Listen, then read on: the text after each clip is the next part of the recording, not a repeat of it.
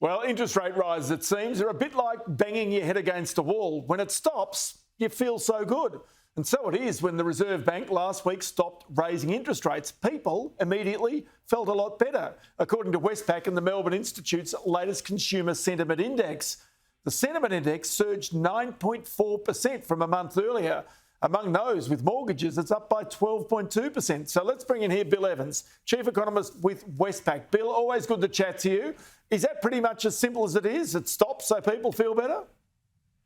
Look, Ross, yes, I think that's definitely a factor. When you've been hit with 10 consecutive rate rises and they take a pause, then you certainly feel a sigh of relief. And I think that's what we've seen today. And as you say, people with a mortgage, their confidence has gone up by 12.2%. But as you can see from the slide, it's still a very weak level. 85.8 is still very weak sentiment. And I think it's still consistent with our view that consumer spending for the rest of this year and probably into the first half of next year is going to remain lacklustre. But didn't people actually listen to the Reserve Bank governor last week when he said, look, we're prepared to try and glide the economy, but if we see inflation breaking out, we're going to hit it with more interest rate rises. So you just wonder which part of this the people were listening to. Correct, but it's what he's done rather than what he said that's had the impact upon their response. And I think that's certainly when we ask people what's the outlook for interest rates, we still have 31% of them that expect interest rates to go up by more than 1% over the next 12 months. So they're remaining incredibly cautious. And Ross, they're not listening to people like me who are saying, yes, there will be another rate hike, but we're expecting that to be the last one. So these people are still quite cautious, and I think that is weighing on their outlook as well. One of the interesting parts about Australian consumers is their resilience to absorb these interest rate rises. I mean, there's been 10 of them. Potentially, as you say, there could be an 11th. But the fact is people have got jobs. And so people have found their ways to budget their way through this. And that says plenty about Australia's economy and indeed Australia's workforce right now. Yeah, look, that's true. If we look at the history of our index and map it against how they feel about their jobs, normally when the index is that weak, they're also very distraught about their job prospects. And that's been a really factor behind the slowdown in spending. But this time, of course, spending last year was quite resilient with the exception of the final quarter. And that was because they were very confident about their jobs. Now, there is some weakness starting to come in there. Over the last 6 months, we've seen the measure of job confidence fall by about 6.5%. So that's what I would call a gradual reduction in their confidence. But it still remains at quite high levels. And that, as you say, is still a factor behind them spending, despite the fact that the overall confidence numbers are weak.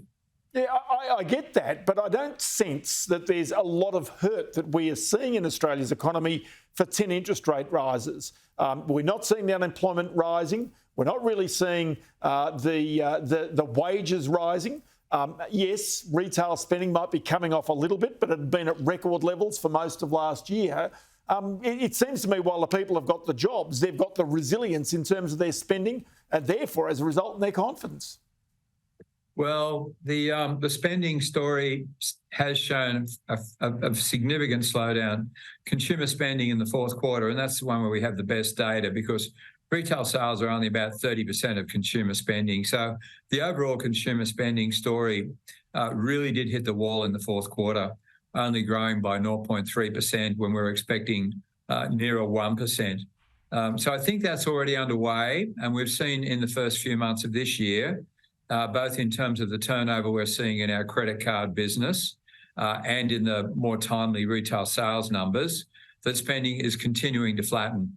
So that's why I think that the economy is going to do pretty poorly in the second half of this year, that the spending story will start to weaken further. And the lagged effect of these higher rates will really start to bite. And so that being the case, when have you penciled in the first expected rate cut from the Reserve Bank, Bill? Yeah, we have that in the March quarter next year. And that's on the basis that this year the economy will be stagnating in the second half of the year and into the first half of 2024. So that inflation will come down to around 4%. Now, that's lower than the Reserve Bank's 4.75%. that they'll be cutting rates in the US.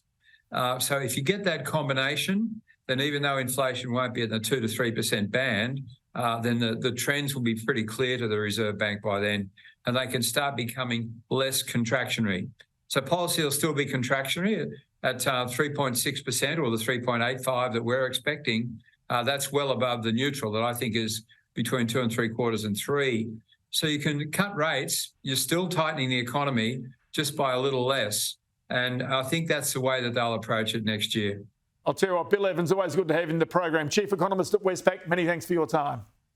Thanks, Ross.